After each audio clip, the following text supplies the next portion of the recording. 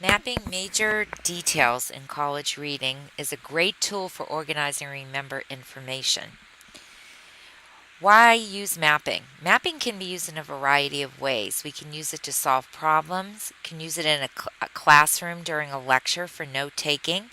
It can be used for brainstorming before writing. It can be used for organizing information from textbook readings. And it is just a great way to work with your memory and check yourself after a textbook reading to see what you can remember. So, it is an alternative way of note taking rather than outlining. It identifies major details and minor supporting details. And most importantly, it forces you to selectively search for the important points in the reading or lecture. A map specifically is a graphic or visual summary of reading material. Essential information is organized to illustrate importance and show relationships. Determine the map's starting point by identifying the central point and placing it in a central position on your note-taking paper. Identify the major and minor details and connect them to the central point in a design that reveals relationships. So in the example here, you can see the central point would be in the blue area. There's three major details in this reading, and underneath each major detail, you would include the supporting details or minor details. So seeing these relationships is a critical skill for effective reading.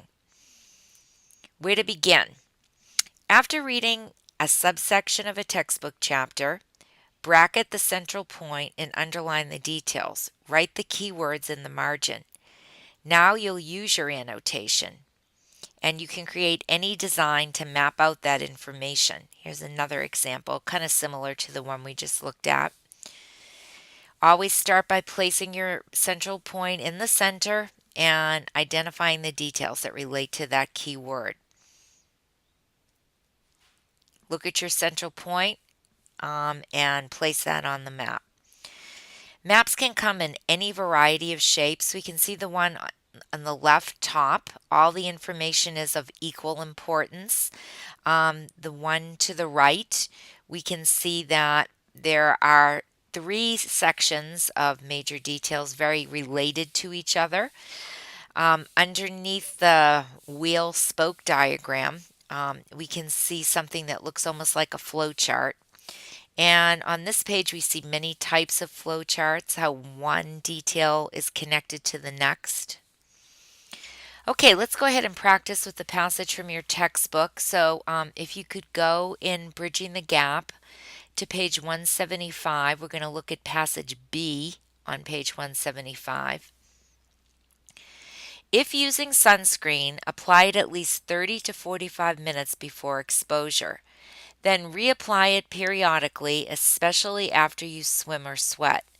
It is especially important to protect children. One or more severe sunburns with blisters in childhood or adolescence can double the risk of skin cancer melanoma later in life. Additional protection can be provided by a wide brimmed hat to protect your head and face, opaque clothing to cover those body areas you wish to protect. Any fabric or material you can see through, including some beach umbrellas, does not give full protection. You should stay out of the sun between 10 and 2 when the rays are the strongest. Okay, so our next step then would be to underline the major details in the reading. So when I go back, I would underline the idea of using sunscreen. Minor detail would be 30 to 45 minutes. Use it after you swim or sweat. The next major detail has to do with additional protection beyond sunscreen and a hat and opaque clothing. And the last major detail is to stay out of the sun between 10 and 2. So we have three major details. When I look at them, I am thinking, what's the connection between these details? And I'm looking for that word that is repeated in the reading. And I do see the word protection and protect repeated several times. So when I look at the details, even though there's a sentence about melanoma, that's not the focus of this passage. That's just another detail that's inserted, really a minor detail. This reading is really about how to protect yourself from the sun. That's our topic.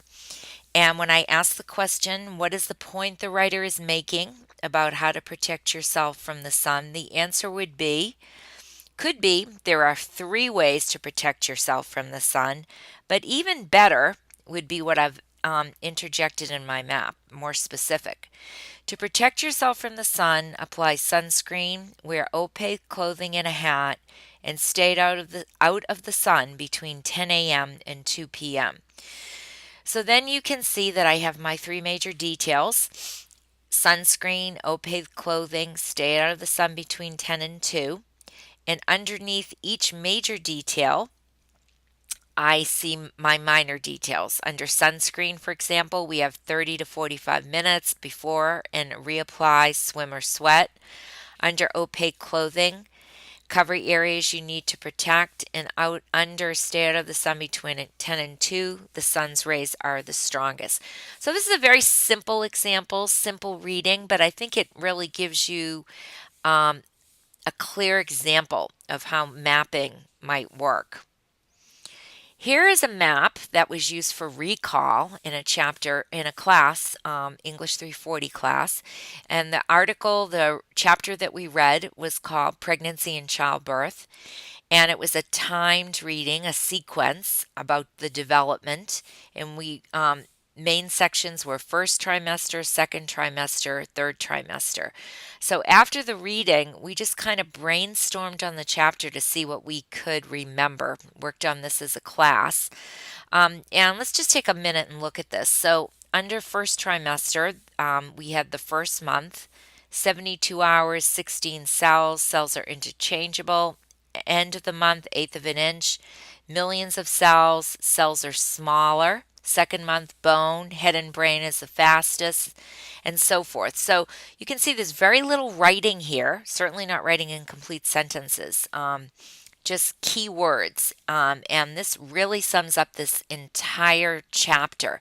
So it's a great way, if you're working in a study group, to work with other students, kind of work on that recall, preparing for a test.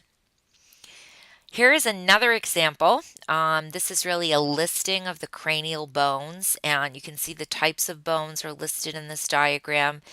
And what's missing are the minor details, the explanation of what these bones are.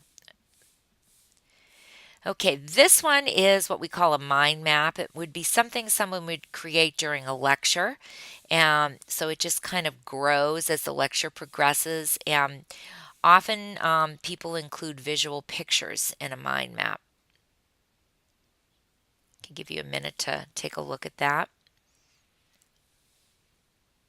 So major portions of this mind mapping can be used for teaching, learning, meetings, planning, and presentations. And if we focus in on meetings, for example, we see agendas, actions, minutes, and what the group does, contributions and spontaneous contributions. Okay, so let's go ahead and the rest of this exercise is going to be for you to try some mapping.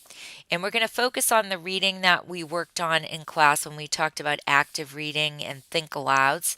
The sounds of an obstructed airway. This is from an allied health textbook. So if you haven't already printed the reading from the weekly folder, you should stop and make sure you do that now. So you need to have a printed copy of the reading. And we're going to use some active reading strategies. We're going to think about what our purpose is for reading this. We want to preview it. And while we're reading, we want to be sure that we relate this information to what we already know and that we're monitoring our comprehension. So go ahead and write in a couple questions next to the title of the reading. I'll start one for you. What are the sounds of an obstructed airway? How do those sounds differ? Is one sound more indicative of danger than another sound? Okay, those will be some questions I have while I'm reading. After your first reading, so you want to read through the article quickly, and then after you've read it once, you're going to go back and annotate. You should box and number the sounds, and you want to underline the major details and write keywords in the margin.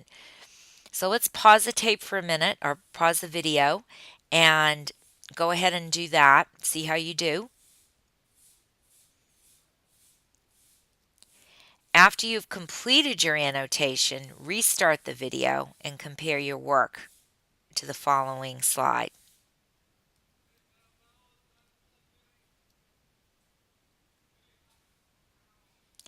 Okay, so hopefully you have something that looks like this. I don't have my boxes here, but the term that you should have boxed is beginning with is stridor, and then it would be hoarseness, snoring, and gurgling.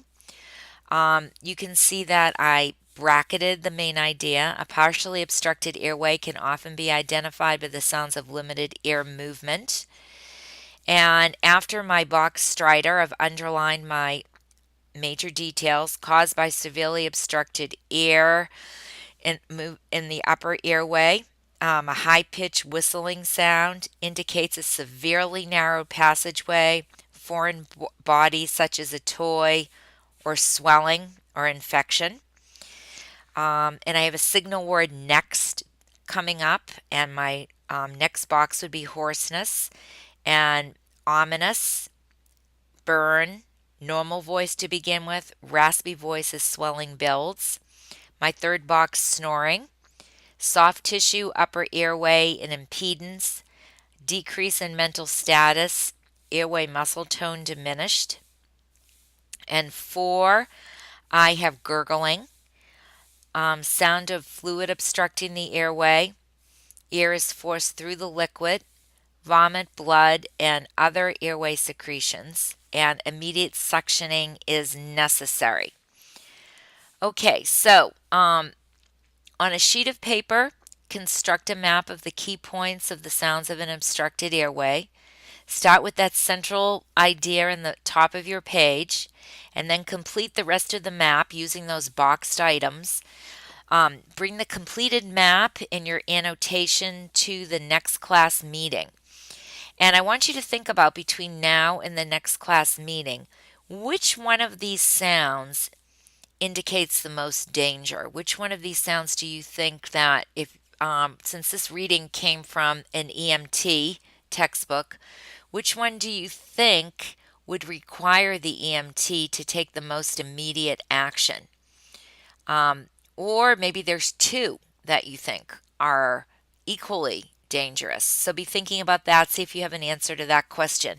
And I'll see you next class with your map and your annotated reading. See you then.